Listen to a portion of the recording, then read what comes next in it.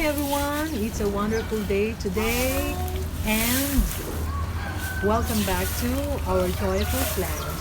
We are here today in our small space garden to remove all the grasses. Oh, what's that? With me is my niece, Paris. Hi! She will be the one helping us to clean this garden. Kaya samahan niyo po kami at tayo ay magbubunot ng mga damo-damo. Here we go. Ang hirap kasi mag-maintain ng kahit maliit lang na hardin, lalo na't marami tayong mga ginagawa. Alam niyo na, sa araw-araw ba naman, ang daming gawaing bahay. Tagahugas ng pinggan, lahat-lahat na lang. Kaya medyo napapabayaan na natin ang ating mga pananim. Ang init nga pala ngayon, sobrang init. Medyo nakakapaso ang init, kaya bilisan na nating pagbubunot ng mga damo-damo. Ayan na, ang dami pa nila. Bilisan mo yan, Kay. At matapos na tayo dito. Ang hirap magbunot ng damo sa ilalim ng araw. Ayan, pero okay lang.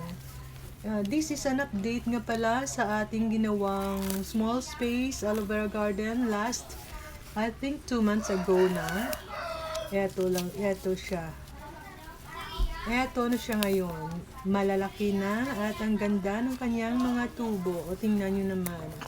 Kahit medyo madamo, maganda ang kanyang tubo. Malulusog ang ating mga pananim na aloe vera.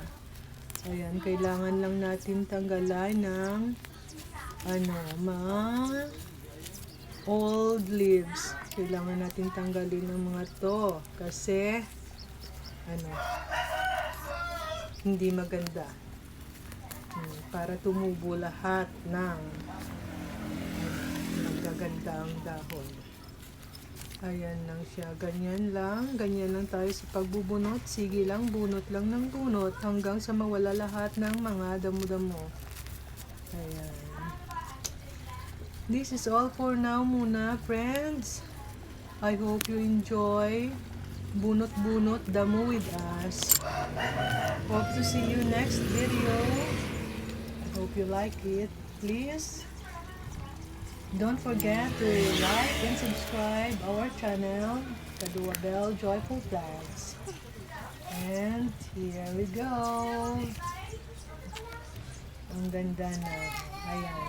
Medyo nabawasan na nga ng mga damo ang ating pananim. At makikita nyo ang ganda na habang tumatagal, lalong gumaganda ang ating mga pananim. Kaya enjoy watching.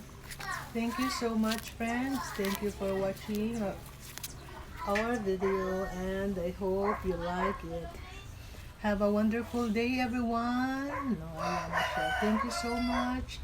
Thank you for watching. Bye for now. See you again next time. Here you go. Thank you.